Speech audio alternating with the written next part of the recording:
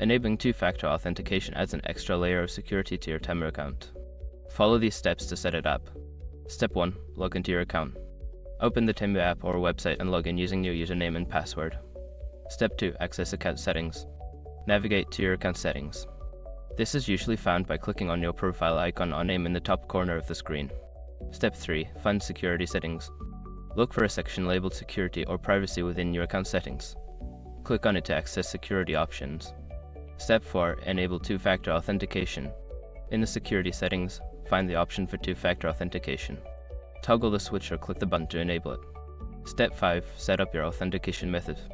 Follow the prompts to choose your preferred authentication method, such as SMS or an authentication app.